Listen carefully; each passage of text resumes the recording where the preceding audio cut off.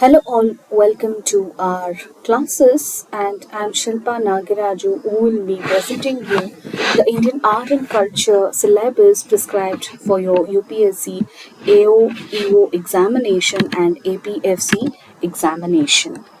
So let's today see about Indian sculpture, which is very important from your examination point of view.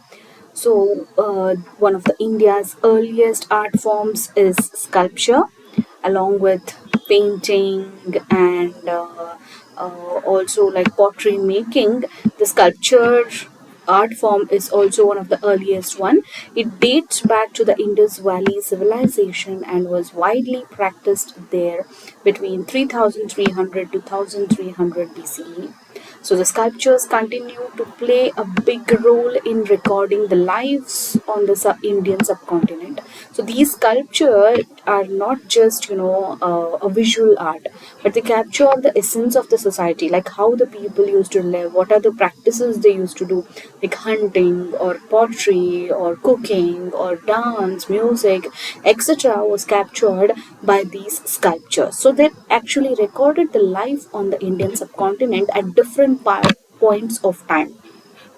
So, when one looks at the development of sculptures throughout history, they can serve as a useful starting point for reconstructing and comprehending the past. So, India is also home to sculptures that reflect scenes from daily life and feature animals, birds, and human figures. So, Indian artists are experimenting with abstract sculpture and sculpture in the multimedia forms in the modern art world, but these the images which I have put in the right are some of the images of the ancient India, especially the medieval times, which are one of the cradles of the world history. So let's start our journey to Indian sculpture from the Indus Valley civilization, because they are the pioneer ones, or from there we started the evolution of sculpture in our history. So perhaps the most beautiful amongst all of the Indus Valley art is the statue of the dancing girl. This is the statue of the dancing girl. So this is one of the most beautiful sculpture in the Indus Valley civilization art which we have got. So this statue is made of metal.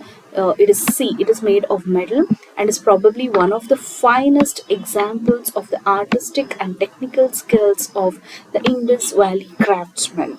So this female figure at the same time shows the fine skills of metal casting and artistic refinery. The figure is lanky, it's thin, and it is rhythmic in character.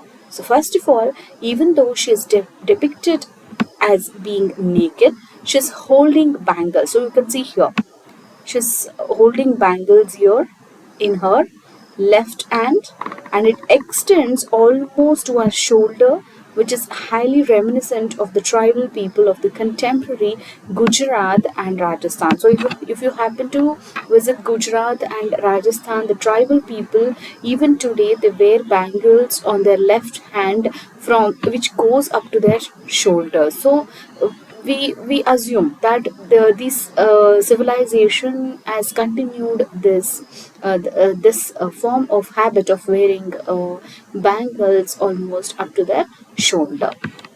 Okay, so this I told you the figure is lanky, thin, rhythmic in character, and about the tribal people of the contemporary Gujarat and Rajasthan who practiced holding bangles in their left hand, extending almost to their shoulder. The hairdo is the next crucial thing to note. Please see here how she has tied up the hairs. So they give the finest details. They give the finest details of how people were living in the society. So when other mother goddess figurines from the civilization has been discovered, they had been bizarre and ornate hairstyles, but this image displays a very modern aesthetic.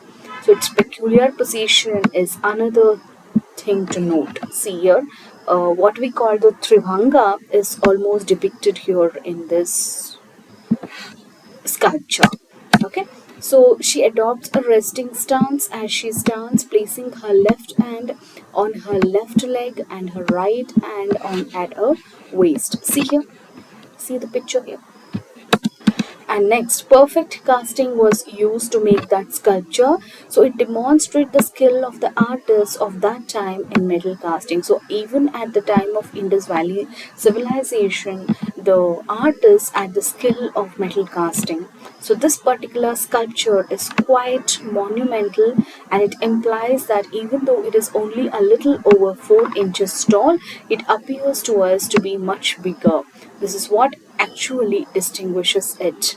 So, two more significant examples of the sculptures from this Indus Valley civilization era are two male figures, a torso in red sandstone, and other a bust of a bearded man in steatite. So, here is a bearded man who is made of steatite. Look at the hair, look at here the headgear, and look at the beard he's wearing, and look at the drape he's wearing. It is embroidered. Okay, so the both Kalibangan and Daimabad have produced notable metal cast sculpture pieces. So in addition to metal sculptures, clay sculptures have also been found here. So mother goddesses, toy carts with wheels, whistles, birds and animals are a few well-known examples of these. The majority of images were employed in ceremonial and religious contexts. So daily use items like cutlery were also created using the metal casting process. So the next important sculpture topic we have to study is about the Buddhist sculpture. So from the 2nd century BC forward, a number of kings established their dominion over the large Mauryan Empire. So, who are those? That is the Shatavahanas, Ikshwakus, Abhiras, and Vakatakas in the southern region. And in the western India, you have the Shungas, the Kanvas, the Kushanas, and the Guptas in the north and parts of central India. So, in addition, the principal Brahmanical sects, including the Vaishnavas and the Shaivas, began to flourish during the 2nd century BCE.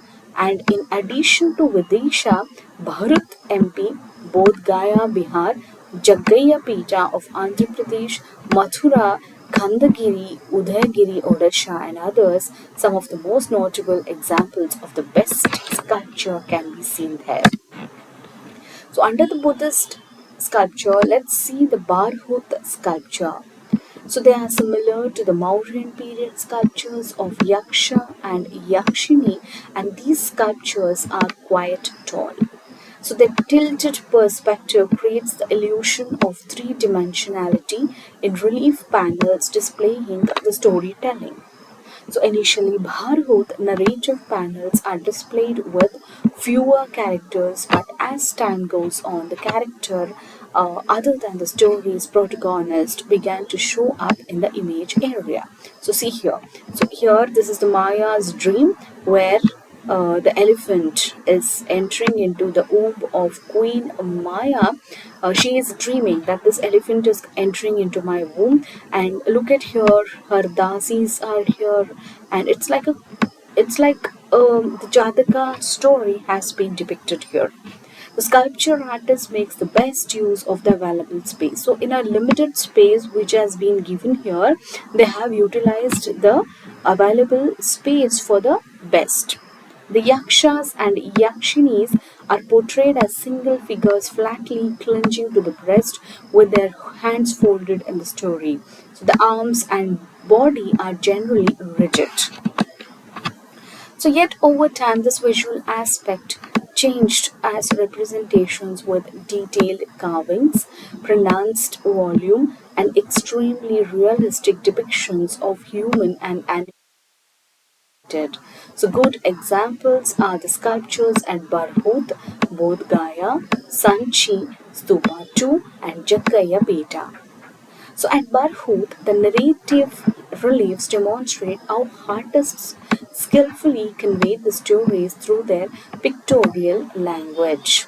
So in one such story of Queen Maya Devi's, that is Siddhartha Gautama's mother dream, for instance, an elephant is seen descending. So see here, the elephant is descending to Queen Maya Devi's home. So the knotted headpiece. So here, the knotted headpiece is a defining feature of all male representations from the 1st to 2nd century sculptures. The next under the Buddhist sculpture is the Sanchi sculpture. So it includes 4 exquisitely decorated toranas. I told you the toranas are the entrance to the Buddhist stupas. They are the scenes from the Jataka and the Buddha's life. So in addition, there are sculptures here that show daily life.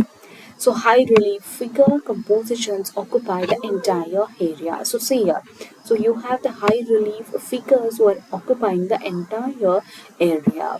So there is no longer any rigidity in the body as the posture is depicted more naturally. So you can see here the images too are not stiff or rigid. They have flexibility in their movements, or they appear to be normal in their postures. So in the visual field, heads project quite far. Less rigidity in the outlines results in the movement in the visual. So if you can see here in the Sanchi sculpture, you can see there's some kind of activity happening, or there's a movement in the visuals. So the carving methods seem more sophisticated than that of Barhut, the Buddha, and the Manushi Buddhas or the previous Buddhas continue to be symbolized. So the historical accounts of the Kushinara siege, Buddhist trip to Kapilavastu, and Ashoka's visit to Ramgrama Stupa are very intricately sculptured. The next is about Gandhara sculpture. The traditions of Bactria, Parthia, and surrounding area had an impact on the Gandhara sculptural tradition. So it flourished significantly on the country's northwestern frontier under the Kushana Empire. So grey or bluish grey stone was utilized. The primary source of inspiration for many of the sculptures was Buddhism. So the spiritual Buddha, the image of Buddha exudes a sense of tranquility. Less decoration on the Buddha. So you can see here the less decoration on Buddha sculpture. Buddha's hair has been shown as being curly. So it is the Greek resemblance where Buddha's hairs are shown being curly. So it has large forehead, you can see large forehead and closed looking eyes. In accordance with Indian tradition, the Buddha is always depicted sitting cross-legged. The physical characteristics of the Buddha and Bodhisattva images have been rendered in great detail, and they resemble the Greek deity Apollo with broad shoulders and a halo around the head. So where they depict Apollo with a halo around the head and also with broad shoulders. The next under Buddhist sculpture is Mathura sculpture. The enormous pictures are boldly carved. Their volume is projected beyond the picture plane. The faces are round and they seem to be happy. And the weight of the sculptural volume is transformed into comfortable flesh. The body's clothing is plainly seen and covers the left shoulder. There are several portrait statues and sculptures of Shaivite and Vaishnavite deities such as Buddha, Yaksha and Yakshini images. So the images in Mathura become more sensuous, round and fleshy in the 2nd century CE. But in the 3rd century CE, the sculptural volume is treated differently by minimizing the extreme fleshiness. Movement in the posture is represented by extending the distance between the two legs. See here, the distance between the two legs has been extended and the body posture is bent. So if you can observe here, the body posture is bent. The smoothness of the surface keeps getting better and there's a clear transparency to the Buddha picture's garment. So if you can see here, it is like a see-through gown, isn't it? So there is a clear transparency to the garments. The head's halo is lavishly ornamented. So here in Gandhara, it was just plain halo, but here in the Mathura, it is the halo has been ornated. The next one is Amaravati sculpture. So, a group of Indologists discovered a Buddhist relic with characteristics of the Amaravati school of painting on the banks of river Gundlakamma in Andhra Pradesh, the region of Amaravati, Andhra Pradesh, where this kind of painting first appeared. So the Shatavahanas and the later Ikshwakus patronized it. Amaravati, Nagarjunikonda, Goli, Ghantasala, and Vengi are notable locations where this style of Amaravati sculpture evolved. And white marble is the medium utilized in the Amaravati art. Here you can see white marble is a predominant one that has been used in the Amaravati art. So naturalistic carving was used to create the sculptures. An elephant was tamed by the Buddha, for instance, reflects a narrative subject based on stories from Jataka and the life of Buddha. The Buddha is shown in both human and animal forms, and in this style, there were images that were both religious and secular. So, the Amaravati design is more refined and they are also graceful. Amaravati sculpted panels are distinguished by their delicate forms and graceful linear lines. These reliefs are decorated with numerous dance and musical scenes that convey the joy of life. So thank you. Here we saw the Amravati sculpture, Mathura sculpture, Gandhara sculpture, Sanchi sculpture, Bharhut sculpture, and the Buddha sculpture. We also saw the sculptures of the Indus Valley civilization. So in our next class, we are going to see about philosophies, that is the Indian philosophies, the 6 Indian philosophies from your examination point of view. So thank you and have a great day. Please like and subscribe to our channel and also share with your fellow aspirants and also leave your messages about how you feel about the video. Thank you and have a great day.